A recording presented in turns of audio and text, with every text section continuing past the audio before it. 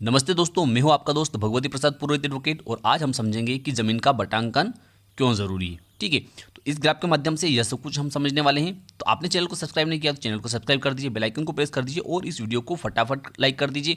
अगर आप फेसबुक पर है तो पेज को फॉलो कर लीजिए। इस ग्राफ के माध्यम से हम यह समझने वाले हैं कि ज़मीन का बटांकन ज़रूरी क्यों है और बटांकन कब किया जाता है। ठीक है, तो यहाँ पर हमने दो काल्पनिक नाम लिए हैं। यह एक रामलाल है, यह व्यक्ति जो है ये श्यामलाल है। यह रामलाल का खेत है जिसका खसरा नंबर 512 है। यह उत्तर दिशा है, यह दक्षिण दिशा है, यह तहसीलदार का न्यायालय है और खसरा, खतौनी और नक्शा, इनके माध्यम से हम समझेंगे कि बटांकन क्यों ज़रूरी है और कब बटांकन किया जाता है। ठीक है, तो देखिए, मान लिया जाए कि अगर कोई व्यक्ति जो है अपनी ज़मीन को बेचता है, जैसे कि यह रामलाल जो है यह इस खेत में से किसी एक टुकड़े को बेचता है। जैसे ये पूरा खेत जो है यह 512 नंबर का है। अब इसमें से यह रामलाल जो चाहता है कि यह इस खेत के किसी एक भाग को इस श्यामलाल को बेच दे, जैसे कि यहाँ से 1/2 के रूप में इस हिस्से को रामलाल रखना चाहता है और इस हिस्से को श्यामलाल को बेचना चाहता है। तो जैसे मान लिया जाए कि रामलाल जो है यह इस हिस्से को श्यामलाल को बेचता है, तो इस खसरे नंबर का 2 टुकड़े हो जाएंगे। इस खसरे नंबर के 2 टुकड़े हो जाएंगे, जैसे कि यह टुकड़ा जो रहेगा यह 512/1 रहेगा और यह 512/2 हो जाएगा। ठीक है, तो अब इसमें क्या होगा कि इस टुकड़े की 512/2 नंबर जो है इसका विक्रय पत्र जो है इस श्यामलाल के नाम पर निष्पादित हो जाएगा। अर्थात यह रामलाल जो है इस खेत का, इस टुकड़े का रजिस्टर्ड विक्रय पत्र अर्थात सेल डीड जो है वह इस श्यामलाल के नाम पर करवा देगा। अब जो रजिस्टर्ड सेल डीड रहेगी उसमें चतुर्सीमा लिखी जाएगी, अर्थात चौहद्दी, अर्थात उसकी बाउंड्री लिखी जाएगी और उस बाउंड्री में लिखा जाएगा कि जैसे ये उत्तर दिशा है, यह दक्षिण दिशा है, तो ये स्वाभाविक है कि ये दिशा जो है यह पूर्व आएगी और यह पश्चिम आएगी। तो उस रजिस्ट्री में, उस विक्रय पत्र में यह लिखा जाएगा कि पूर्व दिशा में जो भी व्यक्ति होगा यहाँ पर उसका नाम लिखा जाएगा।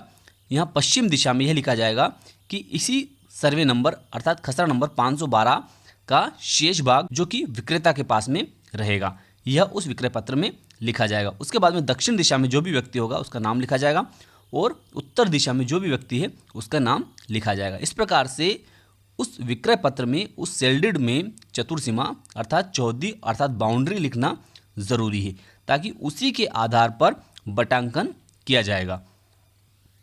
एक बात तो यह हो गई। अब इसके बाद में क्या होगा कि जब उस विक्रय पत्र के आधार पर यह श्यामलाल जो है यह एक आवेदन पत्र प्रस्तुत करेगा, कहाँ पर?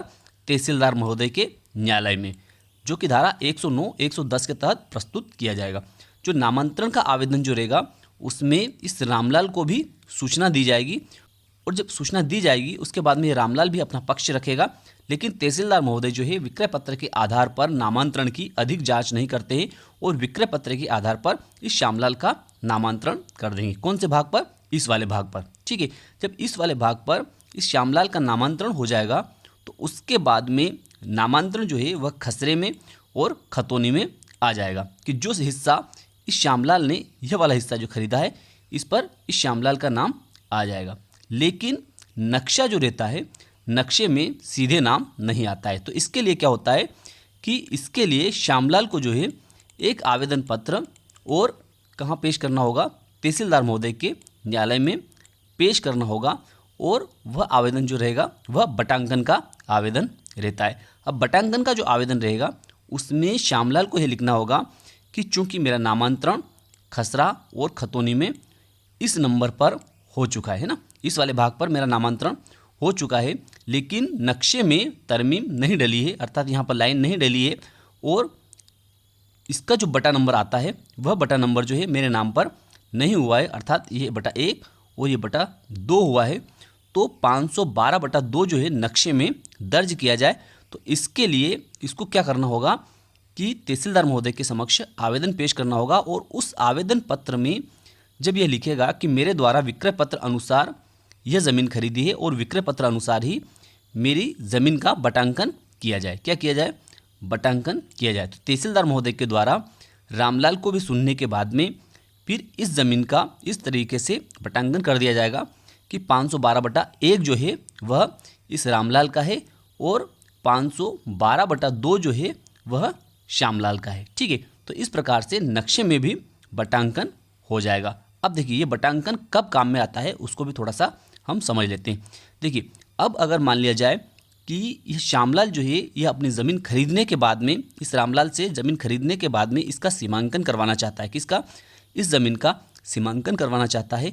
और अगर मान लिया जाए कि यहाँ पर यह खेत पूरा प्लेन है, यहाँ पर बटांकन डले हुए नहीं है, अर्थात यहाँ पर 512/2 नंबर नहीं डला हुआ है और यहाँ पर ऐसे लाइन डली हुई नहीं है, तो ऐसी स्थिति में इस खेत का सीमांकन किया जाना संभव नहीं है। तो ऐसी स्थिति में बटांकन ज़रूरी है। दूसरी स्थिति यह बनती है कि मान लिया जाए कि रामलाल और श्यामलाल जो है ये दोनों सहकृषक है और सहकृषक होकर दोनों इस खाते का, इस नंबर का बंटवारा करवाना चाहते हैं। तो बंटवारे के लिए दोनों कहाँ पर आवेदन पेश करेंगे, तहसीलदार महोदय के समक्ष आवेदन पत्र पेश करेंगे, जो कि मध्य प्रदेश भू राज्य संहिता की धारा 178 के तहत प्रस्तुत किया जाएगा। अब तहसीलदार महोदय के द्वारा संपूर्ण जांच करने के बाद में जब इस नंबर का बंटवारा किया जाता है, तो जैसे मान लिया जाए कि यह 6 बीघा खेत है ना, कितना है, ये 512 जो है ये 6 बीघा है, तो ये आधा आधा खेत दोनों को मिलेगा।